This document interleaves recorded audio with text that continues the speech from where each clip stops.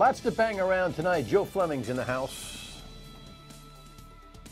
The Dan York State of Mind program is brought to you in part by Lookout Rhode Island and Takeo Comfort Solutions. Rhode Island's top and favorite pollster, Joe Fleming, is in-house tonight, and Joe and I always find something to and I think we got one. Just a little pregame show. I think we've got one tonight. It'll be a fun one. Glad to have you aboard. Thanks for tuning in on this sultry summer evening. It's pretty hot at the State House, but things are starting to cool off, it feels like.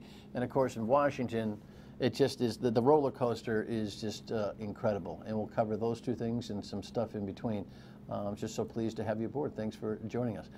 Let's just start with where we were last night. Of course, we had the Speaker of the House on the broadcast last evening, and he more or less laid out some of the groundwork, I think, for what would be a consensus between he and the Senate President to wrap up this now 20-day stalemate. We have headlines here from the Providence Journal. Of course, every media outlet has been covering this stuff. Ruggerio poised to end the standoff as if you know it's all in his corner. Actually, I think the Speaker of the House kind of made it that way. He has been handling this thing toughly and rather deftly, to be honest with you, mixing a adamant stance that the House budget transmitted to the Senate will never be amended because it was agreed upon, and yet praising Senate President Ruggerio for having the leadership to confront the issue and answer his phone call. Here was the Speaker last night. That is correct. Once a budget is negotiated, it would be bad policy to revisit the budget. It would set a bad precedent for the future. So what we did is we had discussions on what's in the best interest of the state. Joe Fleming in the House. Joe does work for the General Assembly, for both the Speaker and the Senate President at times. So you're kind of, do we characterize you as on their team more I'm or not less? under contract with either one of them right now. Okay. In the past I have. All right, but look, some of this stuff is rather self-explanatory, and Right. and the interesting process here is one that if people are paying attention, it's really kind of a Rhode Island civics lesson, isn't it? What's your take on the entire mess? Well, my take on the whole mess is simply that, as the Speaker is correct, in the past, when a budget is agreed to by the House and Senate, you don't amend it. I can remember one time when the Senate did amend the budget, and it went back, it must have been like 10, 15 years ago, over, it was a $5 million thing, if I remember correctly. But every year, once the House passes it, you know it's a done deal. This was a big surprise. I think it caught the Speaker off guard, and his reaction was to adjourn at that point. I think now, however, cooler heads are starting to prevail. They both had time to think about it, what's going on, and now they realize they want to move in the right direction for the state of Rhode Island. The key date, I think, is July 31st, when the funds to the school departments in the city and towns are supposed to be delivered. And that's when I think more people will get upset. At this point, people see it as a standoff, but as long as it's settled by the end of the month, I think people will accept it. Well, Joe's perspective is always an interesting one because you're always leaning toward what's the pollability of this issue? What's the impact with the voters and the constituents? And you come from that prism, and it's an important one. Not always the one that I think ought to guide decisions. Right. However, an important calculation. I agree with you completely. Even on the phone lines, I can feel only on the radio show weekdays 3 to 6 on WPRO. I can feel, I get instincts about this. I can feel interest, but not urgency. Right. Urgency or anger drives the phone lines. And I haven't sensed any urgency or anger on the part of the constituents quite yet. And if there's, for example, if there's no budget and now the city and towns getting less for the schools and the school departments have to start cutting back, then you're going to see urgency. You're going to see people upset. Programs being cut in the schools because they're losing all this money they expect. And the school committees are the best at picking the worst things. Guess what? The band is cut. Guess what? Is cut. Yeah, there's no football freshman team. You know that, and that's when everybody starts to pay attention. But that's why I think the Speaker and the President really want to try to get this finished by the end of the month. And I know the Senate President in the paper, they said he's going to talk to his leadership team, and they're hoping to meet next week. I mean, to go in there and pass the budget, it's not going to take that long. The interesting thing about it is how this whole thing went down. You know, I've tried to explain to everybody. In fact, I explained to the Speaker as he listened to my discussion of the chronology of events here, and he didn't dispute, although he just was very careful about really getting in to the meat of it because he wants to see it as yesterday's news. Right. But what was fascinating is that clearly the new Senate president has yet to maintain the kind of, authority that comes with time and equity in that particular position. So some upstart senators who are senior veteran staffers, senators there, had some legislation that kind of got shaved over in the House side, and they didn't like that. This notion that the Senate president came down with a financial concern to attach the budget and the car tax, this is what the whole dilemma was. The car tax gets attached with an amendment that says if we have financial problems and we ever have to hit the rainy day fund, it stops the car tax repeal. It was an instrument, A, never needed, and B, not needed in the future, because if we don't have a budget that can afford it, they just stop doing it. Which they did in the past. Right. So, I mean, you don't need that in there to stop it. You can just say at that point. But what it does, by putting that in, it sort of gets the General Assembly off the hook that the representatives and senators don't have to go out there and vote to end it. Well, I think they took a combination of worried rhetoric about the cost of the car tax repeal and something safe, not to really screw up the budget, to get the attention of the Speaker when they were going to tag the amendment, which was going to be late in the last day of the session. And a birdie told the Speaker that it was going to happen earlier in the afternoon, and he pulled the plug, and Senator Ruggerio was left holding the bag, trying to then argue for a week that what they did was a financial righteous, protective of the citizens thing, and he just has run out of gas on that conversation. Well, I think he may have, but I think the bottom line is simply, I think neither one of them wanted to see this go on forever. I think, cooler heads are prevailing now. Back then on June 30th, I think people just dug in. I think now people are more willing to sit back and look at things. And again, we don't know what happened on the meeting with the Speaker and the President, if any other agreements were made in there for other types of legislation. You never know. Well, That's politics. I have no doubt that there are. They're both saying there's no quid pro quo, which is why you say there's probably some quid pro quo. I don't find that to be a dirty word. I mean, this is about, listen, legislative work is about negotiation. Correct. And I'm sure that my guess is like, for instance, the sick day pay bill, which was more heavy for labor in the Senate than it was in the House, might end up looking more like the Senate's bill by the time this whole thing gets done. The House will probably come back in September, right? The Senate's definitely, the House could. Yeah. Especially if they're going to do the Pawtucket Red Sox, then the House will be back. Right. So, and we're going to talk about the PawSox coming up in a little bit, but another piece of business that Joe is involved with, and he's got to be kind of careful about that stuff too, because he's got proprietary information. But the truth of the matter is that that conversation has now become broad enough legislatively to kind of touch base on it. I think the Speaker probably, and I joked with him last night when I said, I think you got to help me help you type of situation. Jerry Maguire saying to Ruggerio, hey, listen, help me help you. I'm not changing the way we do business. Right. You stepped in it. I'll say all sorts of good things about you. You got to take that amendment off, pass the budget as is, and we'll come back and do some things. I would have to assume that, that's politics. You negotiate things like that, and then you try to get them through. So if we see the Senate come back next week and change it, let's wait and see in October or September if the House comes back. Yeah, the thing is that's interesting, too, is that the Senate controls the judgeships. Correct. And the judgeships are coming up in the fall anyway. Right, so they're back. And the Speaker may have some ideas as to who we'd like to see as a judge, right? And so... Well, the commission has so many names. Right. It's not like the old days where the name just pops up. Right. They got to go through a whole process now. Right. So, but there's like 6 finalists, and they go to the governor, then the governor recommends them to the Senate. But you're right, there's always politics and all this. There's unfinished business. Now, Agreed. In the middle of all this was the governor. Yep. Rope-a-doping the thing. I know you think the governor's played this thing well. I think she played it okay. I won't say well, but okay, for the simple reason. She does not want to get the Speaker or the President totally mad at her, because she needs them to get her legislation through next year. She has another year before her term expires, and if you want to get something accomplished, you need the support of the Speaker, you need the support of the Senate President. You get one of them really mad at you, if one of them thinks you're taking sides, that could hurt you next year. Yeah, well, I don't think she should have taken sides, but the authenticity that's missing from our governor, who I admire, but I think that she's just so thick of role playing and script writing, and you know, she's suggesting that she was monitoring the situation. Oh, would you please stop with that? Monitoring. You're monitoring anything. But what she was doing was saying, gee, I hope they will, I hope they will, I hope they will.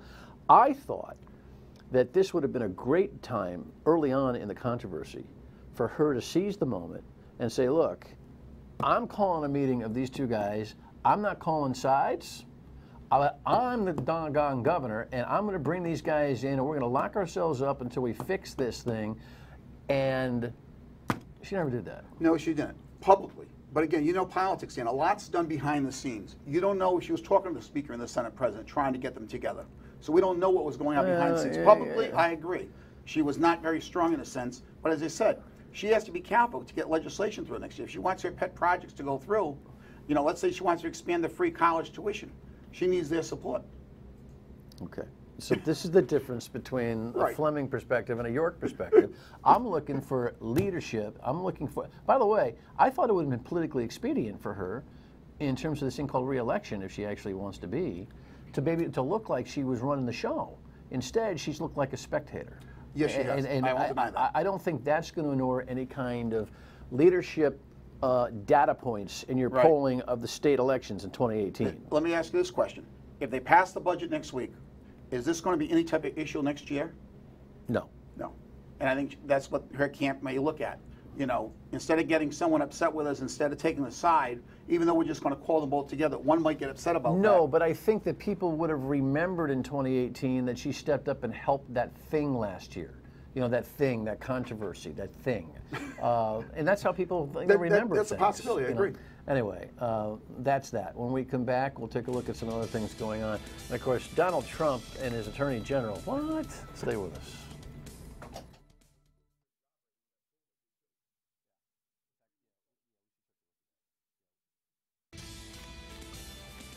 Welcome back in. That's scenes from the National Governors Conference that happened over the last weekend.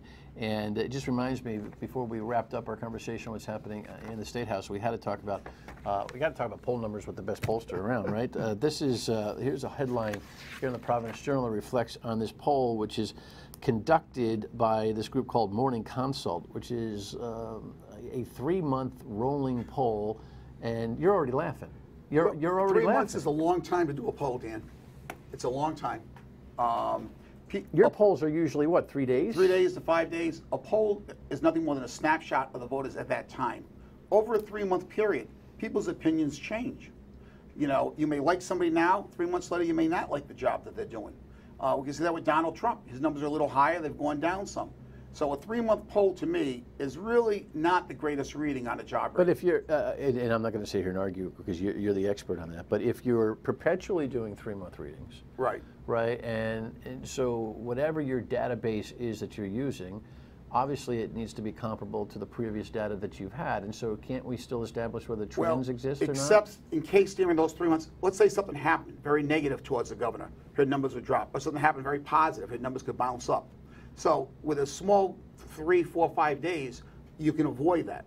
When you go to 3 months, you don't know what's happening within the middle of those 3 months. Do you think, despite the methodology being poo-pooed and ridiculed by some, do you think the number is way off? Well, I've seen polls on the governor, private polls, and her numbers tend to be somewhere between like the 43 and 49% favorable job rating that I've seen in the past. So that's in the ballpark. 3 months, the last time they did the poll, they were at 48%, so she dropped 5%. You add the margin of error in, it could be very similar to what it was last time. Okay, so even though you don't like the methodology, it's in the ballpark. It's in the ballpark. Can you get reelected with those kinds of numbers? Well, let's think back to David Cicilline when he ran against Brendan Doherty. He had a job rating in the 20s, the low 20s, and he got reelected by 12%. So yes, you can.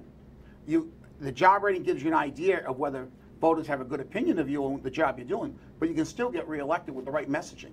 David Cicilline stressed the fact he was a Democrat, he stressed the unions, he stressed the seniors, and that got his numbers up there. You remember his numbers were very, very low when he started, well behind Brendan Doherty, and his job rating was basically in the low 20s. So it can be done.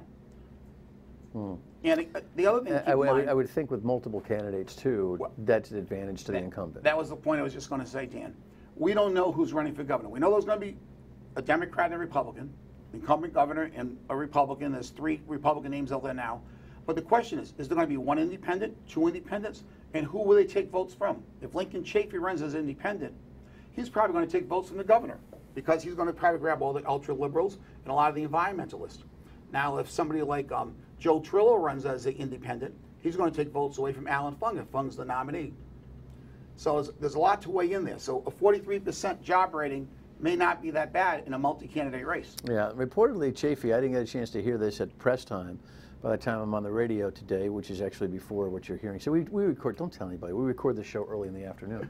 Reportedly, Chafee told WPR and Terry Granahan on their show today that that he's the best choice for governor, which means that his speaking is leaning more and more toward going, which Right. to me is just.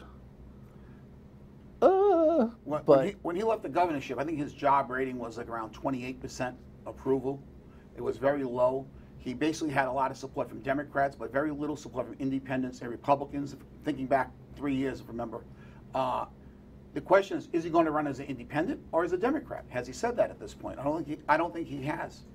Well, I think he said he felt mistreated by the Democratic Party in the last presidential run, right? Mm-hmm. So, I mean, he's popping all over the place. The wild card is Trillo, longtime state representative from Warwick, Republican committeeman for a long, long time, honorary co-chair of the Trump campaign, who very well may veer out of the Republican Party and decide to run as an independent. That could really clog this whole thing up. Yes, that would definitely hurt, I think, Alan Fung, because I think he will take Republican votes away. He'll take very conservative votes away. Or does Joe Trillo decide, I'm going to run a Republican primary because there's so few people who vote in a Republican primary, I may have a better chance to pick up the nomination there, and then have a head-to-head race against the governor. What would you recommend?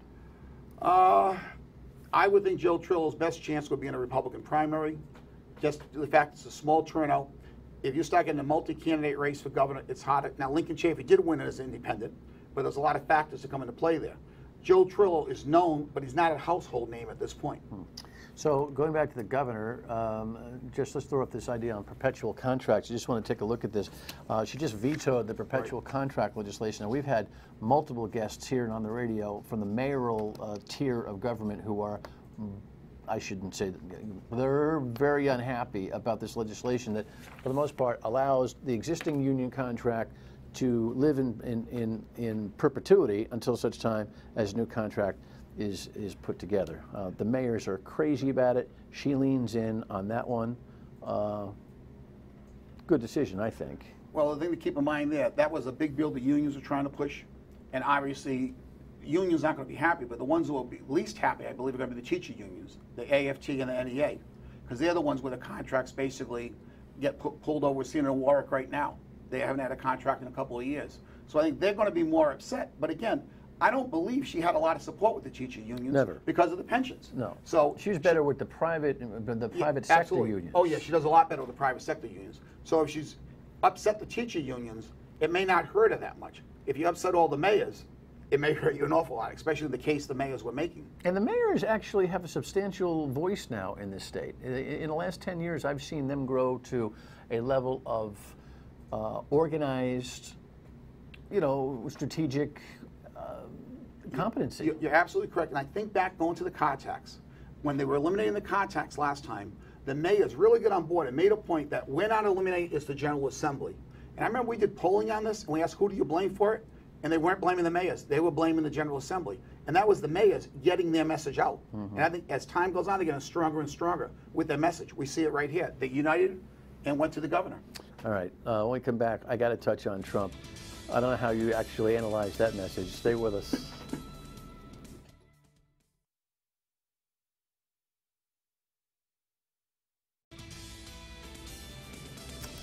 Got to get this in too. I mean, I talk with Joe. I could talk all night with Joe. I mean, this is kind of a bar conversation or a coffee shop, depending on your taste, but or time of day. But the PawSox situation, and I know you've done some work in this area, so go where you can. In broad strokes, The Senate has decided to kind of take the leadership role in this. Bill Connolly from East Providence and Pawtucket has decided to make this thing a thing. Hearings will go on. The Senate president said something very strange. I mean, the speaker said something very strange to me last night. We don't have time to play it. But he more or less said, you know, we really have to gauge where the people are. I said, what are you going to do, poll it? You can't poll this thing now. Or can you? Well, you could poll any question at any time, but again, it depends on Do you what think the Speaker and the Senate President are going to poll this thing before they decide to try to move legislation? I have no idea. No idea at all. But you could poll. It depends how you ask the question, Dan. As you know, with polling will determine the answer. You know, do you favor taxpayers' money? You know, that's going to get one answer. You know, if you have a neutral revenue question, it's going to get a different answer. And if you ask the question, by the way, the formula kind of reflects some of the same existing multi-year agreement that's already been in place. How do you feel about it now? People go, oh, really? I didn't know that we actually have state money in McCoy and blah, blah, blah, and da-da-da. Hello. I am convinced that if they move out, that you will have polling down in 2 years where people will add this into their on quality of life in Rhode Island. And you know, sometimes you just got to lead, and I think the people at the State House have just got to lead. When Bruce Sunderland wanted to expand the terminals down at Green Airport, he got a lot of flack on that. And now today, we love Green Airport. Exactly. Right. You know, so I mean, you get things like that where, you know, but Sunderland was a leader. Yes. You may not like him, but if he thought stood. it was right, you know where he stood. He led. Yes.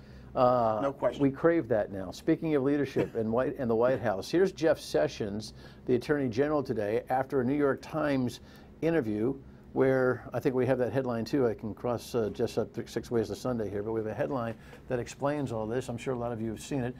Trump more or less threw Sessions under the bus, said that if I knew he would have recused himself, I never would have hired him. Talk about crazy. Here's what Sessions spit out today, amongst other things. We in this Department of Justice will continue every single day to work hard to serve the national interest, and we wholeheartedly join in the priorities of President Trump. All right, well, that's about the best he could do. He also said that he'd stay on as AG as that is appropriate. As opposed to serving the boss. Right. You know, you get thrown under the bus. What does that say about President Trump? You know, your cabinet members you're throwing under the bus to basically protect yourself. Again, every time he does one of these things, the polling shows it does not affect his base of support. He has but that it shaves it right down to it. It's right down to the base of support now. I agree. But I did see some polling that showed in some of the counties that were swing counties that swung this election for him, those counties are still 50% job approval rating for Donald Trump. So he needs to hold on to that base. The problem is he's not expanding anything. It's getting smaller as time goes on. And he keeps making enemies of his allies. Yes. You know, taking the Senate out, blaming it on them. Next day, it's an emergency. It was like, hell with it. And then the next day, it's an emergency. The guy's all over the map right now. Never mind next day. Sometimes you get one thing in the morning, and then you get a tweet in the afternoon saying just the opposite. Yeah. I mean, you don't know where Donald Trump's coming from. We don't know what to predict. And the Republicans are still staying in line at this point. But at some point, they're going to look back at their districts and see, if they stay too close to Donald Trump, is it going to cost them re-election? Is it going to cost the Congress to go Democrat instead of staying Republican? Paul Ryan has to look at that. The Senate's a little safer. It's all about reading the tea leaves. This is what this guy does for a living, reading the tea leaves. Joe, it's great to see you. Great to see you. Thanks so much. We'll tell you what's up for tomorrow when we come back. Stay with us. So there's legislation that the governor just signed this week that allows certain authorities to take a look at what kind of meds you are taking. The folks who oppose this will be here tomorrow night. I don't know, it's kind of spilt milk, but we'll see what they can do about it. We'll see you on the radio tomorrow at 3 as well on WPRL. Thanks for watching. Good night.